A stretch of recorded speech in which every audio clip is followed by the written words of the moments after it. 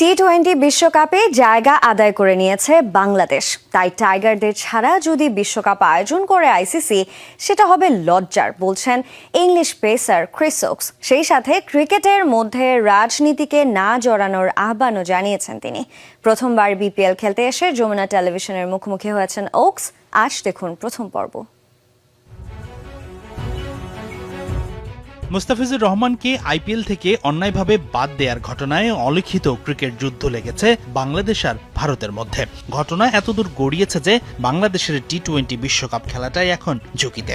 নিরাপত্তা ইস্যুতে বাংলাদেশ দল ভারতে গিয়ে খেলবে না। শ্রীলঙ্কায় ম্যাচ সরানোর দাবিটা আইসিসিকে জানিয়ে দিয়েছে বিসিবি। তবে ভারতীয় গণমাধ্যম বলছে বাংলাদেশ ভারতে গিয়ে ম্যাচ না খেললে তাদের বিশ্বকাপ থেকে বাদ দেবে আইসিসি। সদ্য ক্রিকেট ছাড়া English pace bowling allrounder Chris Woakes বলছেন বাংলাদেশকে রেখে আইসিসি বিশ্বকাপ আয়োজন করলে সেটি হবে লজ্জার। আমি নিরপেক্ষ দেশের নাগরিক। ক্রিকেটে রাজনীতি কেন আসবে এটা কোনোভাবেই মেনে নেওয়া যায় না। কে দোষী কে দোষী নয় সেটা বড় বিষয় নয়। বাংলাদেশ বিশ্বকাপ খেলার যোগ্যতা অর্জন করেছে। তাদের ছাড়া যদি বিশ্বকাপ হয় এটা সত্যিই লজ্জার হবে।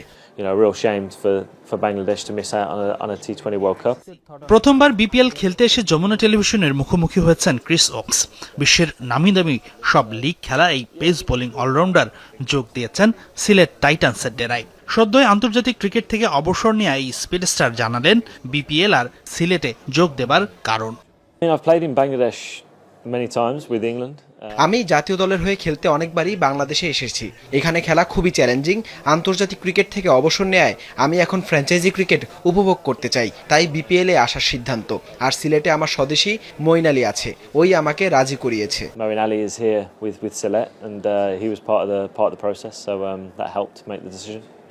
ওকসের প্রথম ম্যাচেই সিলেটের অগ্নি পরীক্ষা।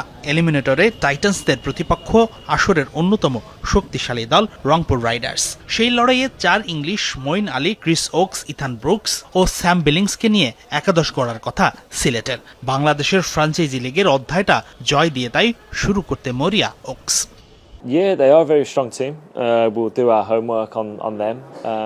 খুবই গুরুত্বপূর্ণ ম্যাচ, আমাদের জিততেই হবে। সত্যি বলতে বিপিএল এর আগের ম্যাচগুলো আমার খুব একটা দেখা হয়নি, তবে রংপুরের স্কোয়াড খুবই শক্তিশালী। আমি ওদের খেলা দেখে স্পষ্ট ধারণা নেবার চেষ্টা করছি।